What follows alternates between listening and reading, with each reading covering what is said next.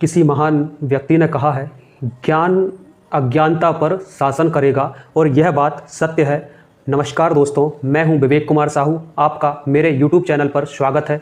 मैं आपसे यह उम्मीद करूंगा कि आप मेरे चैनल को सब्सक्राइब करें, जिससे मेरा मनोबल बढ़े और मैं आप सभी को LLB से संबंधित कुछ तथ्य बता सकूं।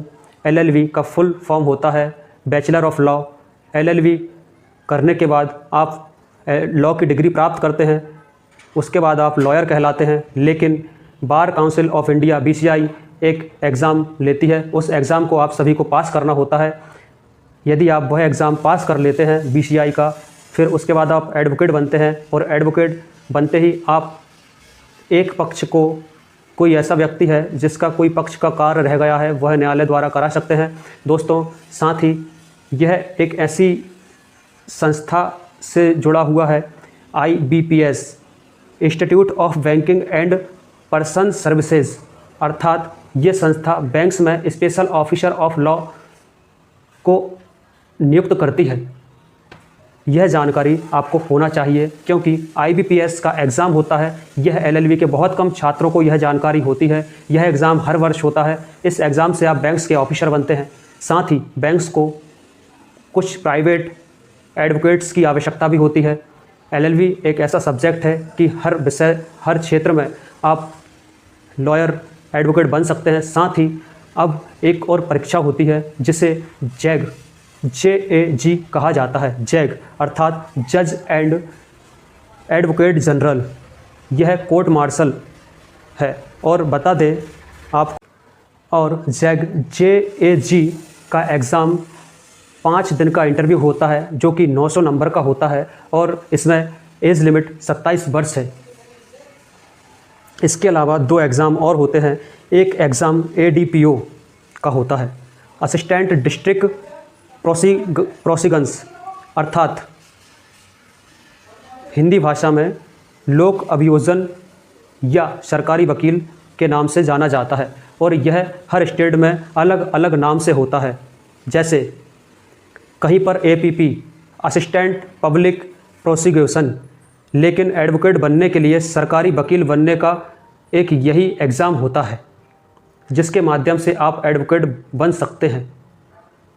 अगर आप MP ADPO की बात करें तो इसमें 32 सब्जेक्ट होते हैं, जिसमें कि इस एग्ज़ाम का ऑब्जेक्टिव वैकल्पिक रूप से एग्ज़ाम होता है, और इसके बाद आपका इंटरव्यू होता है। साथ ही इंटरव्यू के बाद आपका सिलेक्शन होता है, आप ADPO के पद पर नियुक्त हो जाते हैं। लेकिन जो यह ADPO और APPO होते हैं, इनका काम होता है मजिस्ट्रेट के कोर्ट में अभियोजन का संचालन करना। को नियुक्त करती हैं बहुत सी कंपनियां हैं, कुछ नेशनल कंपनियां अधिवक्ताओं को नियुक्त करती हैं। इन सब के बाद आता है LLB एग्ज़ाम करने का एक बहुत बड़ा जरिया, जो कि बहुत से बच्चों का एक लक्ष्य होता है। वह है CJ, सिविल जज, अर्थात सिविल जज का एग्ज़ाम। मध्य प्रदेश और छत्तीसगढ़ में सिविल जज कहा जाता है, लेकिन उत्तर प्रदेश में चले जाएं तो PCS का एग्ज़ाम होता है। ऑल इंडिया है, जिसमें यह स्पेशल नहीं है। यह एग्ज़ाम अपने अपने स्तर पर हर राज्य में होता है।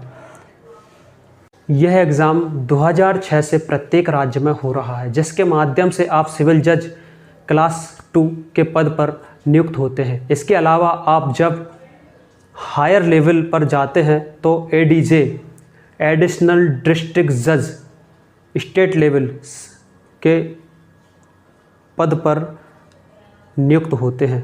CJ के लिए आपकी उम्र मैक्सिमम 35 ईयर होनी चाहिए।